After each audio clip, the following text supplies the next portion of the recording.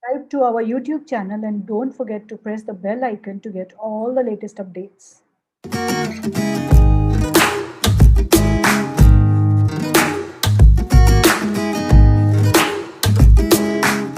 Hey everyone, my name is Anita and I welcome you all at Encounter Media once again.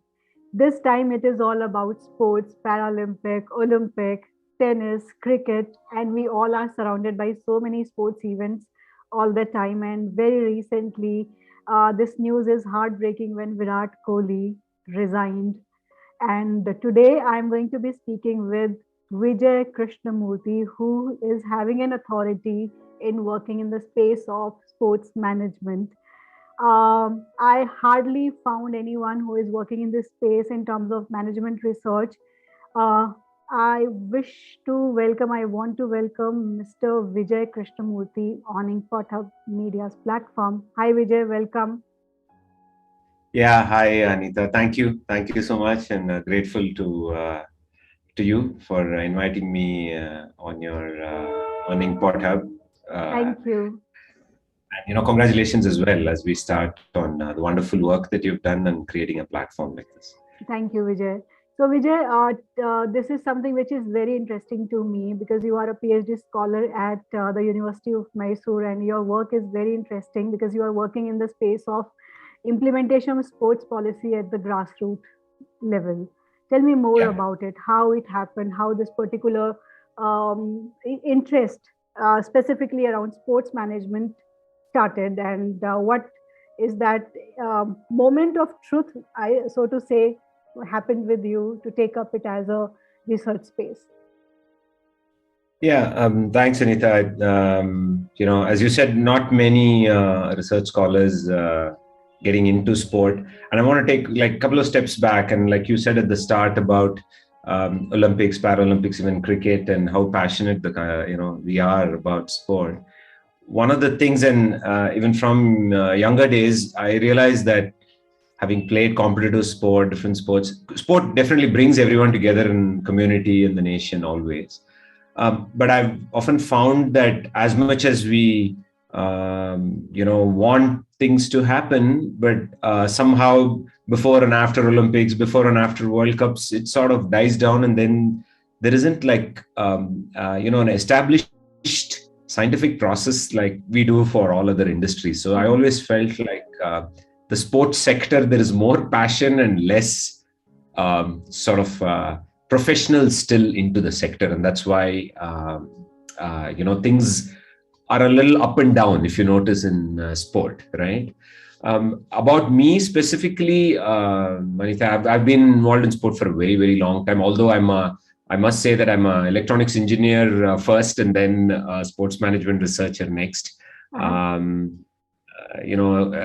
Growing up in Bangalore as a simple thing, as we say, if you're born in 60s or 70s, without you realizing when it's 90s, you're actually enrolled in an engineering college. And that sort of is what happened to me.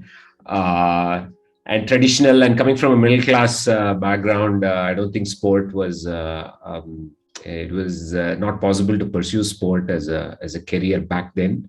Although I played competitive cricket as well as table tennis and tennis. It remained a recreation, and as you know, board exams, 10th, 12th comes in, and then all your kit bags get packed. You focus on studies. That's what happened. But interestingly, along the way, I think I've been really lucky. Throughout, sport played a role. When I enrolled in college, my senior in college is Anil Kumble. He's also doing his engineering. Mm. My senior in table tennis, Chetan Babu, who was actually India #1, was also in the mechanical engineering and computer science department. I used to wonder how could they do both things together, right?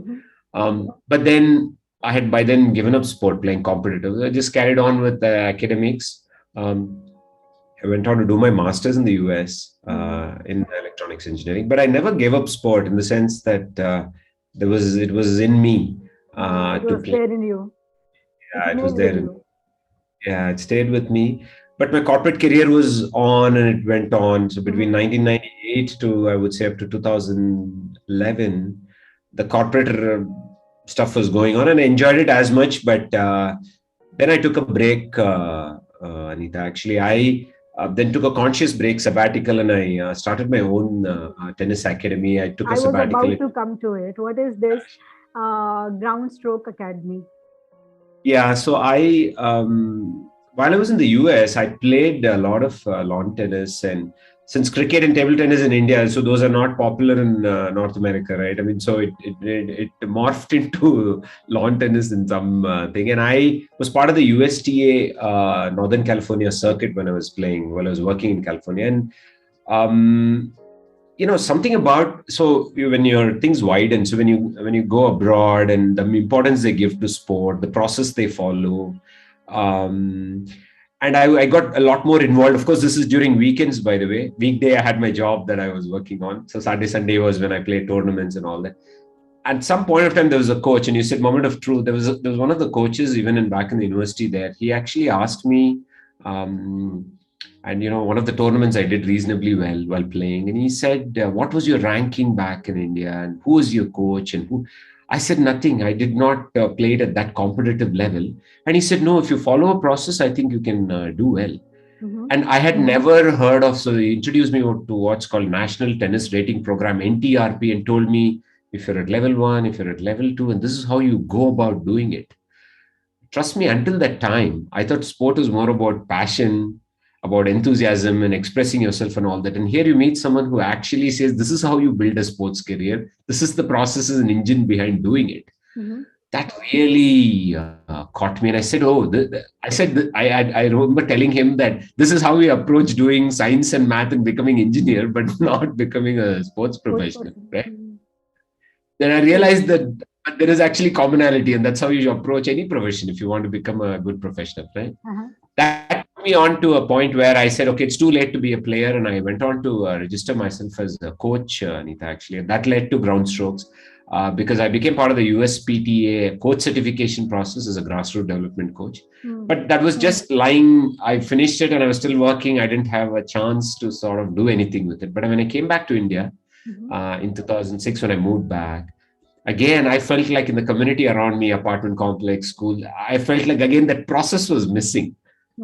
We were still in that age old, only if you're so good or if you're excellent on your own, you should make it and all that. And I said, no, following that coach's thoughts, I said, no, if you actually put together a simple plan.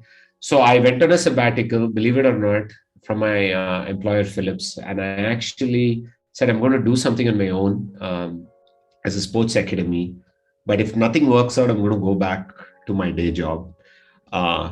And I shouldn't, if I tell you this, you'd be surprised that my boss used to call me once a month, asking me, am I coming back or not for the first 3 or 4. This is in June of 2000. By the 5th month, he called me and I was about to again answer his call. He says, no, I called to say that I doubt if you'll come back because you're past that 5th, 6th month.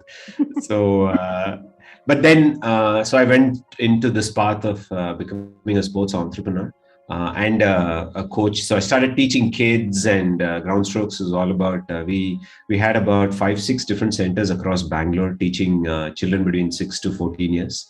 I mean, again, I took with all these sports experience that built on as a kid, I got myself as certified as a coach, my corporate experience, I mean, the process part of certain other things, I put together to form Ground Strokes, and we and a bunch of 10 coaches around the city, we taught a lot of children. And I do want to say this, that one of my pieces is like a dream fulfilled for me as a kid from an apartment complex. We used to teach him, and he had no connection to tennis when he joined us in a summer camp. Within about 4 to 5 years, by 2017, he had actually become a national champion in under 14 age group, right? And that moment was a moment, and I thought, so that was just again a validation of a basic process that we followed, right? Vijay, I see, natural progression over here. So, because you already you have in you, and then you wanted to see it in other children as well in and around Bangalore, and now you are, making it as a grassroots philosophy that everybody should have that sports culture or should imbibe in themselves. and eventually you wanted to check whether it is implemented at the policy level or not, or whatever is being done, is it in a way, can we design a policy around it? So I think there is a natural progression in your work, to take up research as a career, research as a choice specifically into sports management. So I can see that. Now tell me more about how to take it forward. So you are the one doing in doing research in sports policy itself. So what can be the potential future research scopes? Can when there will be different branches? What kind of work you expect in the future, say in another 10 years?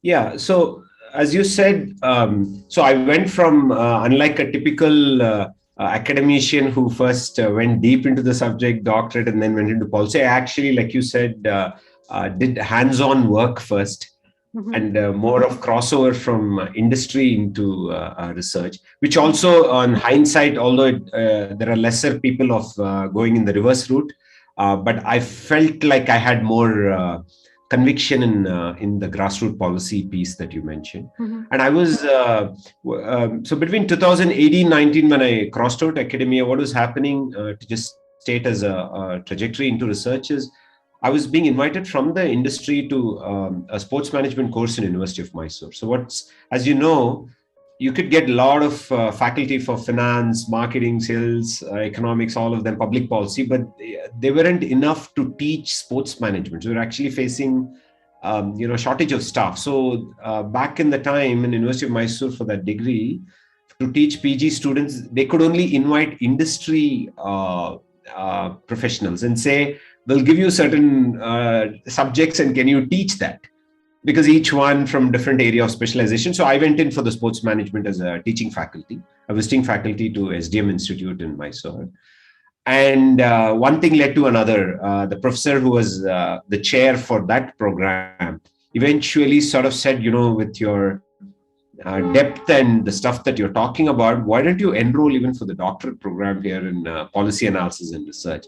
I actually was not convinced at that point, and I said, not at this age. I mean, I'm not even sure whether I'll qualify for my doctorate and things like that. But, these are the moments of support and encouragement and inspiration that faculty in the institute gave me. And that went into the policy piece, Anita. So we have never, just to tell you about the policy in India, there's no problem about policy. There's enough policy already written, and it's written well. So my focus area of my doctoral thesis is actually the implementation of the policy. Okay. Right? So for example, Karnataka's state sports policy actually implements, such accurate things that if we do at the grassroots, the entire sector sort of expands, opens up, and grows. So a simple example to use: mandating sports education in every school across the state and country, right? And as you know, it's like age old. We have this PT period, PE period, physical education class, and it's about actually that slot is there, the coaches are there, the teachers are there. It's about actually implementing it, just like any other academic subject, right? Yeah. So for me, a research question that used to always, as an inquiry piece, used to always happen in my mind is, when the infra in most places is there, when the time slot is there, when the CBSE, ICSE board mandate is there, but why is it not happening? So, is there a gap? Is there a reason why it's not happening? Of course, pressure of academics is high in India, but otherwise, at least at the primary and middle school level, it could still happen well, right? So that's how I went in. And then my academic supervisor as well, he had worked a lot in grassroots in a different sector. And he said, we should go and examine this gap of why it's not happening, of why these organizations, and when I say organizations, not just sports organizations, even educational institutes as schools, to implement the strategy at grassroots. Because grassroots clearly under education belongs to schools, according to me. True. I mean, by the time you grow out of it, and then age group and competition and becoming professional is much later in the game. I would like to take an example. If you take an example of even eminent sports icons in India, for example, we take even a Sachin Tendulkar. He actually was a product of school cricket, if you go back and check. This particular school and the Mumbai school circuit competitions and training And then he went into the Maharashtra state, Mumbai state, and then went on to play for India. Uh, so actually, the entire, I would say, the seeds of him becoming a professional or all that stuff actually happened in a school. So I'm a big believer in school shaping, just like it shaped us on other things, right? Becoming a doctor, or a lawyer, or anything. So that to me is why I went into the policy area, because the policy gives you scale, right? I mean, even if 10 institutions do it, it can still become just a cluster by itself. But a policy in government schools and all that can actually give you scale. So that's how it became my doctoral study. So there are a lot of scopes like any other domain. So you can write cases because you have written a very interesting case on Go Sports Foundation. You can write research papers which are very specific and very niche in domain. So your work, which you presented in one of the conferences at IIM Kozhikode. So if you would like to share some examples more around sports management, what students can do in terms of the domains, maybe writing cases can bring that particular sports management research into a broader perspective, or presenting into different conferences. How is it going to attract students in terms of doing research in sports management? What can be those 2-3 steps which future potential student can think about it? Yeah, great question. So from a research perspective, I realized that it's a multi-pronged strategy, right? Like in classic research, if a lot of stuff is already established, then you have empirical data and you can actually make it a very scientific article, as we know. But in a sector like sport, where some of this data itself initially was not available, right? See, for me to prove a hypothesis, for example, and things like that. So I went into existing again, back to the stuff that I mentioned about when industry on one side, if you notice, a lot of organizations supporting, putting India on the world map, all that is still going on. By the way, on one side, that all we are winning medals at Olympics, winning World Cups, all that is happening. But interestingly, grassroots stuff is not happening. But to me, actually, grassroots is what leads to high performance if it has to be a very systemic thing, right? So what I did is on one end, picking case studies, business case studies of organizational study, of learning what are they doing, what strategies are doing, and that's the case study part of it. The other side, like you mentioned about a sports policy piece that I presented, there we went into more of exploratory study, examining the current literature in and around India as well as around the world. So clearly, the global research material, Anita, is there, because no wonder US, UK, Europe, Australia are ahead in sport, because the process is a lot more clear between at the grassroots as well as at the high performance, both levels. So some of this policy piece is still at the grassroots. We are still assembling a particular model and making it happen. So it needs more of, I would say, exploratory literature review. And most important for me for doing this doctoral thesis is we can't use what's happening in the Western. We have to contextualize it to Indian thing, which is usually an error made by a lot of other, because we just think that, okay, X is our population, why aren't we winning medals? I'll give you a very simple example, which I think young scholars or the audience can think about is, I mean, we always have this narrative of 1.3 billion, but we got only 10 medals and things like that, right? You go very closely and examine and you compare it with, let's say, with a country, Australia, right? Actually, the people who have easy access to such good sporting centers and infra and equipment and coaches would probably be actually less than 5% of India. And the opposite, if you go to Australia, every citizen, everyone, like while I used to live in the US, I used to think that there used to be tennis courts and access to things just while driving. I could just park the car and go, right? Which meant every citizen had. So I was thinking almost 90+% of another country is having access and less than 5% is having. So actually, if you have to compare population to medals also in that example, only 5% of India, and in that we are winning medals, and they have 90%. And sometimes actually statistically, if you think about it, it may also, some of the countries, it could even be equal if you take only 5% of our population. So these are the things that I learned through research, right? Otherwise, the larger narrative, when either it's a political headline or a sports headline, will always say, give like a negative tone as though we are not good enough or we are not performing. Mm-hmm.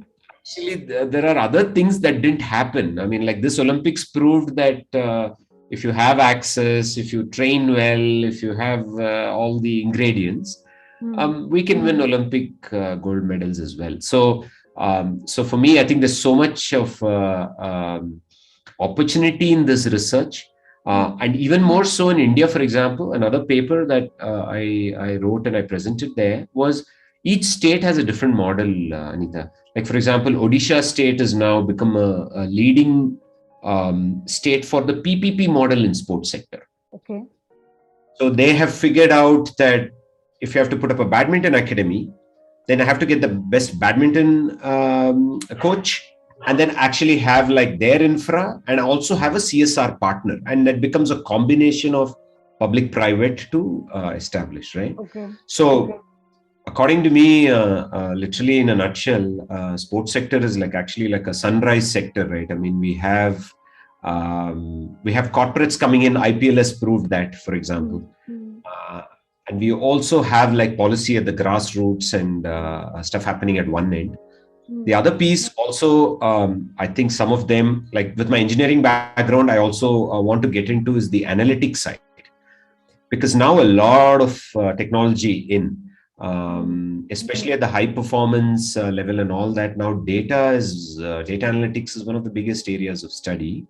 And data analytics plays such a critical piece even in sporting performance.